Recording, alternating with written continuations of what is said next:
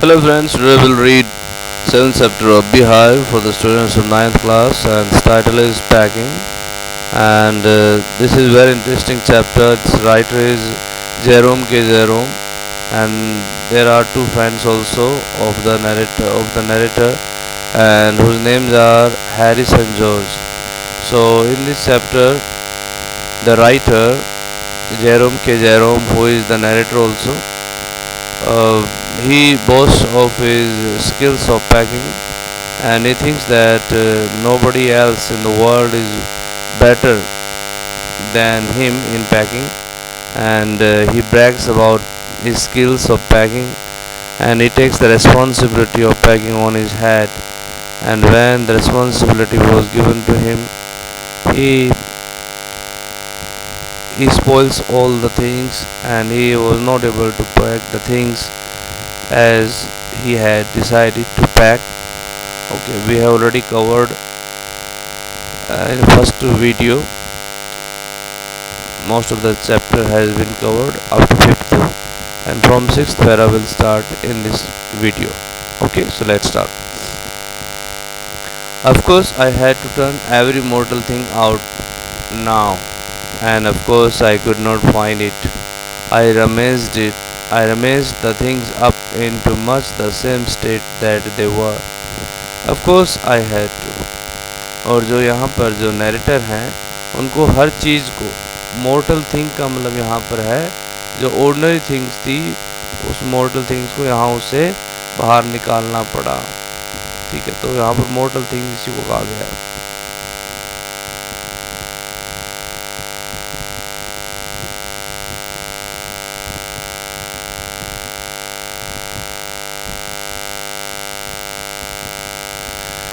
तो देखिए यहाँ पर मॉडल थिंग आउट नाउ, और निसंदेह जो नैरेटर था उसको हर चीज़ जो ऑर्डिनरी थिंग्स थी उसको भी उसको बैग से बाहर निकालना पड़ा.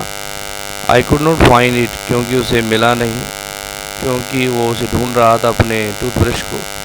आई rummage the thing up into much the same state, और उसने रमेज का मतलब यहाँ पर होता है कि सर्च करना और केयरलेसली सर्च करना. और उसने हर चीज़ को, प्रत्येक चीज़ को इस तरीके से सर्च किया कि सारी चीज़ें इस प्रकार से बिखर गई जैसे कि वो must have been before the world was created, जैसा कि संसार बनने से पहले चीज़ें थी. तो यहाँ पर थोड़ी अतिशयोक्ति है, एग्जेजरेशन यहाँ पर है, यानी कि वो सारी चीज़ें दोबारा से जो है अव्यवस्थित हो गई. ठीक है, मिसमैनेज्ड हो गई. एंड व्हेन केओस रेन, और दोबारा से एक बार फिर वहाँ पर अव्यवस्था हो जाती है. तो यहाँ पर केओस कम होता है डिसऑर्डर, यहाँ पर हो जाता है, और रेन कम होता है दोबारा से it was there. Of course I found George and Harris 18 times over, but I could not find my own. मुझे राइटर कहते हैं, यहाँ पर नैरेटर कहते हैं कि मुझे जॉर्ज और हैरिस के जो टूथब्रश थे वो 18 टाइम्स मिले, लेकिन मुझे अपना खुद का टूथब्रश नहीं मिला. I put the things back one by one, मैंने एक एक करके वापस उन चीज़ों को रख दिया. And held everything up and shook it, और हर चीज़ को ऊपर उठा के देखा, इसे हिला करके देखा. Then I found it inside a boot. I repacked once more, और आखिरकार जो टूथब्रश था वो एक बूट के अंदर, एक शूज़ के अंदर रखा हुआ था, उसके अंदर घुस गया था वो, और फिर मुझे दोबारा इसको रीपैक करना पड़ा. When I had finished, George asked if the soap was in. जब नैरेटर ने फिनिश कर लिया था पैकिंग को, तो जॉर्ज ने पूछा क्या उसने साबुन रख लिया था. I said I didn't care a hang whether the soap was in or whether it wasn't, and I slammed the bag shut and strapped it, and found that I had packed my spectacles in it and had to reopen it. मैंने कहा कि मैं परवाह नहीं करता इसके अंदर कि साबुन है या नहीं है, और इसने नैरेटर ने क्या किया, धड़ाम से, स्लैम कौन होता है, झटके से इसको बंद कर दिया, और इसके ऊपर जो स्ट्रैप था, चेन वगैरह जो थे, इसको बंद कर दिया अच्छे से. लेकिन तब इसे लगा कि इसने तो अपना जो स्पेक्टिकल्स हैं वो इसके अंदर छोड़ दिए, इसके अंदर पैक कर दिए, इसे दोबारा खोलना पड़ा. It got shut up finally at 10:05 p.m. और आखिरकार ये रात को 10:05 पर ये बंद हुआ. And then there remained the hampers to do. Harry said that we should be wanting to start in less than 12 hours time and thought that he and George had better do the rest, and I agreed and sat down and they had a go. तो इस तरीके से हमने देखा कि वहाँ पर जो हैरिस ने कहा कि भाई अब उनके पास में 12 आवर्स से भी कम टाइम है उनकी जर्नी स्टार्ट करने का, और सोचा कि भाई जॉर्ज जो है कि उसे और जॉर्ज को थोड़ा सा आराम करना चाहिए, और वो भी and thought that he and George had better to do the rest and I agree. और नरेटर इस बात से एग्री हो जाता है और बैठ जाता है. एंड दे हैड ए गो, और वो वहाँ पर चले जाते हैं, यानी कि उसके जो फ्रेंड्स हैं वो चले जाते हैं और वो बैठ जाता है. दे began in A light hearted spirit, यानी कि दे हैड ए गो, यानी कि दे began in A light hearted spirit. यहाँ पर जो दोनों फ्रेंड्स हैं हैरिस एंड जॉर्ज, उसको जो है जो हैम्पर्स थे यानी खाने पीने का सामान पैक करना था इनको, तो उन्होंने बड़े हल्के फुल्के ढंग से काम को स्टार्ट किया. Evidently intending to show me how to do it, और एविडेंटली का मतलब क्लियरली ये इस तरीके से इस इरादे के साथ में कि वो मुझे दिखाना चाहते हैं, नरेटर को दिखाना चाहते थे किस तरीके से काम होता है. आई मेड नो कमेंट, और नरेटर ने भी कोई कमेंट नहीं किया. आई ओनली वेटेड, नरेटर ने केवल वेट किया. With the exception of George, Harris is the worst packer in this world. और जॉर्ज एक एक्सेप्शन है, लेकिन हैरिस जो है वो संसार का सबसे वर्स्ट पैकर है, यानी कि सबसे बुरा पैकिंग करने वाला है. And I looked at the piles of plates and cups and kettles and bottles and jars and pies and stoves and cakes and tomatoes etc. and felt that the thing would soon become exciting. फिर narrator ने जो वहाँ पर piles का मतलब ढेर होता है, ठीक है, HEAP हीप का मतलब ढेर ही होता है, वहाँ पर प्लेट्स और कप्स का जो ढेर लगा हुआ था उसकी तरफ नरेटर ने देखा, केटल्स को देखा, बोटल्स को देखा, जार और वहाँ पर जो पाइज जो खाने पीने का सामान था, स्टोव थे, केक थे, टमाटोज थे, उन सब को देखा. और नरेटर ने इस बात को फील किया, महसूस किया कि बहुत जल्द जो चीज़ें हैं वो सारी एक्साइटिंग होने वाली हैं. यानी कि जिस तरीके से वो पैकिंग कर रहे थे जॉर्ज और हैरिस, उसको देख करके लगता था कि अब कुछ ना कुछ गड़बड़ होने वाली है. It did, they started with breaking a cup, और ऐसा हुआ भी, और उन्होंने एक कप को तोड़ने के साथ इसकी शुरुआत की. That was the first thing they did that just to show you what they could do and to get you interested. और उन्होंने वो पहला काम किया, उन्होंने इसकी शुरुआत एक कप को तोड़ने से की, और उन्होंने ऐसा इसलिए किया क्योंकि वो दिखाना चाहते थे कि वो ऐसा भी कर सकते हैं, यानी कप तोड़ के भी शुरुआत कर सकते हैं और आपको इंटरेस्टेड रख सकते हैं. Then Harris packed the strawberry jam on top of a tomato and squashed it, and they had to pick out the tomato with a teaspoon. और तब हैरिस ने क्या किया, स्ट्रॉबेरी जैम को टमाटोज़ के ऊपर पैक कर दिया और इसको अच्छी तरीके से क्रश कर दिया. तो स्क्वैश का मतलब स्क्वाश होता है कुचलना, उसे कुचल दिया. And they had to pick out the tomato with a spoon, और टी स्पून से इसको फिर बाहर निकालना पड़ा.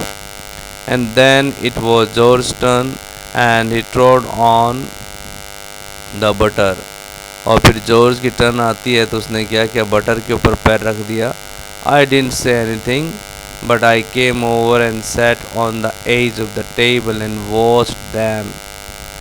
नरेटर ने कुछ नहीं कहा, लेकिन वो उनके पास में आता है और टेबल के किनारे पर बैठ जाता है और उनको देखता रहा. जैसे कि आप देखते हैं कि टेबल का किनारा है, जो कॉर्नर है, यहाँ पर ये जेरोम जो नरेटर हैं वो बैठे हुए हैं, और ये जॉर्ज है और ये हैरिस है, ये काम कर रहे हैं अपना.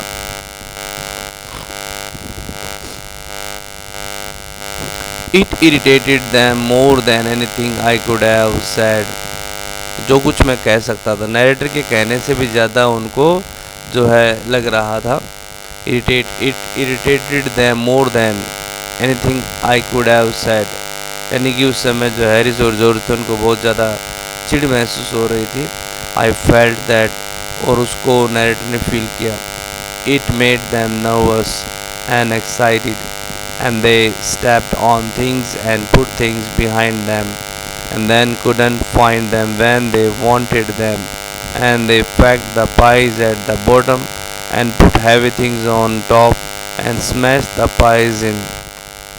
तो यहाँ पर हम देख पाते हैं कि वो उन्होंने जो नर्वस होकर के, एक्साइटेड होकर के उन्होंने क्या किया, वो जो आसपास में सामान रखा हुआ था उनके ऊपर पैर रखना स्टार्ट कर दिया और वो चीज़ों को अपने पीछे रख देते, और फिर उनको जब उनको ज़रूरत होती तो मिल नहीं पाती वो चीज़ें। तो आखिरकार उन्होंने क्या किया, जो खाने पीने का सामान न कचौड़ी वगैरह, उसको उन्होंने बैग में नीचे रख दिया, सबसे नीचे बॉटम में रख दिया, और इसके ऊपर भारी चीज़ें रख दी, और उन्होंने कचौड़ियों का कचूमर निकाल दिया नीचे। स्मैश का मतलब होता है कुचलना या उनका कचूमर निकालना। They upset salt over everything, and as for the butter, I never saw two men do more with 1 and 2 pence worth of butter in my whole life than they did। उन्होंने हर जगह नमक को बिखेर दिया, और जहाँ तक बटर का सवाल था, नरेटर ने कहा कि 2 pence 1 and 2 pence 1 and 2 pence, यानी कि जो है इस तरीके से थोड़ी सी कीमत का जो बटर था, उसके लिए कि 2 आदमियों को लड़ते हुए, संघर्ष करते हुए उसने कभी देखा नहीं था अपनी पूरी ज़िंदगी में। After George had got it off his slipper, आखिर जॉर्ज ने क्या किया, अपने स्लीपर से चिपक गया था वो बटर, उसको वहाँ से हटाया। They try to put it in the kettle, और उन्होंने इसे केटल में रखने की कोशिश की। It would not go in, और ये अंदर नहीं जा रहा था। And what was in would not come out, और जो कुछ केटल के अंदर था that was not coming out. They did scrap it out at last and put it down on a chair। आखिरकार उन्हें उसे स्क्रैप करना पड़ा, खुरचना पड़ा, बाहर निकालना पड़ा, और उन्होंने एक चेयर के ऊपर इसे रख दिया। And Harris sat on it, और हैरिस के ऊपर बैठ गया। And it stuck to him, और ये उसे चिपक गया। And they went looking for it all over the room, और इस तरीके से वो दोनों हैरिस एंड जॉर्ज जो है वो उस जो पीस ऑफ जो वहाँ पर रखा हुआ था, चीज़ का टुकड़ा था, उसको ढूंढते हैं इधर उधर। I will take my oath I put it down on that chair said George staring at the empty seat. Empty seat की तरफ स्टेयर करते हुए, देखते हुए जॉर्ज ने कहा कि मैं सौगंध खाता हूँ कि मैंने उस चेयर के ऊपर इसे रखा था। I saw you do it my self not a minute ago said Harris. Harris ने भी कहा था कि मैंने आई सॉ यू, मैंने तुम्हें अपने आप, I saw you do it my self, मैंने खुद भी इसे तुम्हें करते हुए देखा था, रखते हुए देखा था। 1 मिनट पहले भी नहीं, 1 मिनट भी नहीं हुई थी उससे पहले। Then they started round the room again looking for it, and then they met again in the center and stared at one another। इसके बाद उन्होंने क्या क्या रूम के अंदर गोल गोल चक्कर लगाने स्टार्ट कर दिए इसको देखने के लिए, और फिर वो क्या क्या, फिर वो बीच में रूम के सेंटर में फिर एक दूसरे से मिलते हैं, फिर एक दूसरे की तरफ देखते हैं। Most extraordinary thing I ever heard of said George. George ने कहा कि बहुत यार, ये तो असाधारण घटना है जो मैंने कभी सुनी हो।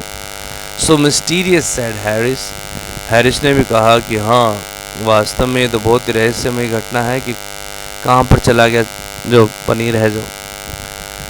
Then George got round at the back of Harris and saw it। फिर जॉर्ज जो है वो हैरिस के पीछे जाता है और देखता है वहाँ पर इसे। Why here it is all the time, he exclaimed indignantly। और उसने बड़ी घृणा से कहा, ये यहाँ पर क्या कर रहा है। यानी कि जो जॉर्ज है,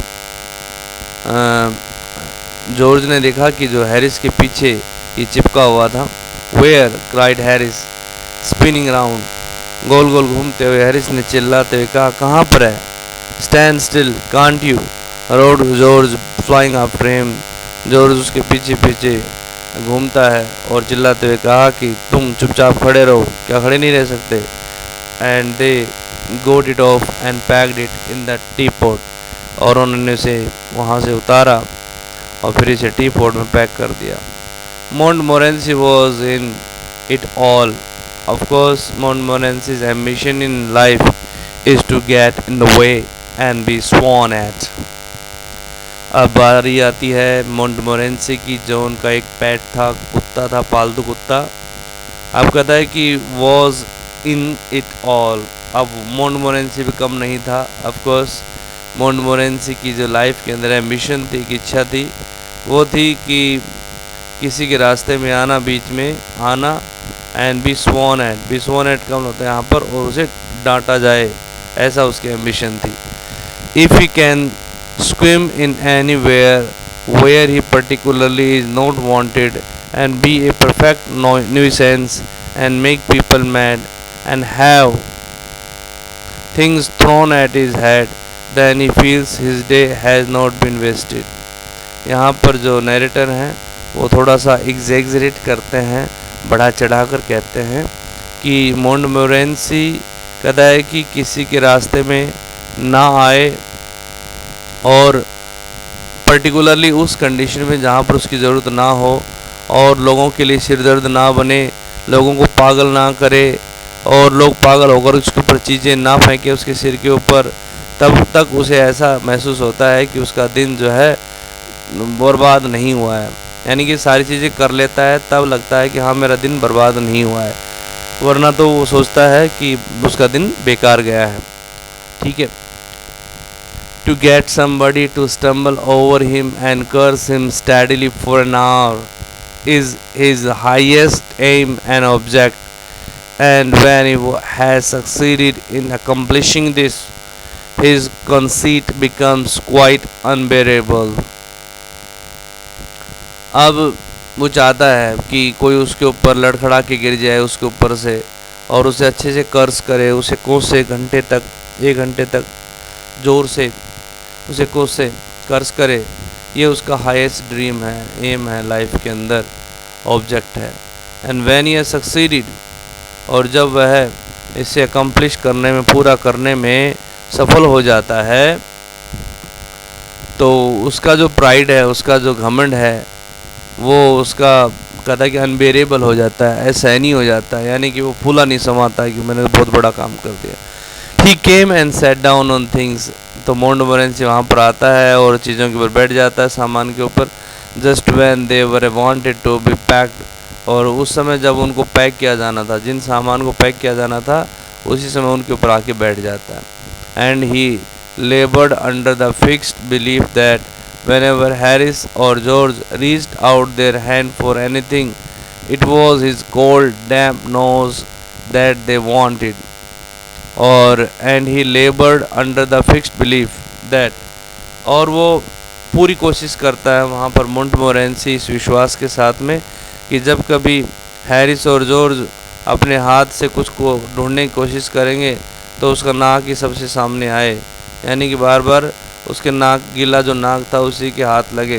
ही put his leg into the jam, उसने जैम के अंदर अपने टांग को रख दिया। And he worried the teaspoons, उसने टी स्पून्स को डिस्टर्ब कर दिया, इधर उधर बिखेर दिया। And he pretended that the lemons were rats and got into the hamper and killed 3 of them before Harris could land him with the frying pan।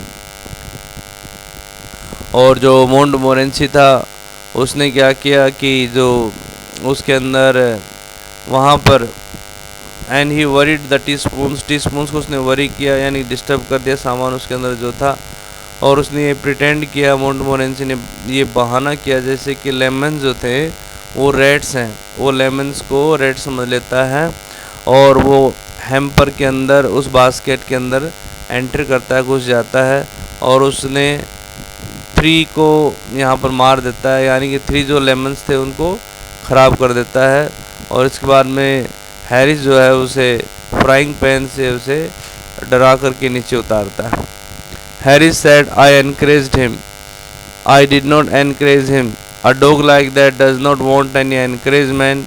It's the natural, original sin that is born in him and that makes him do things like that.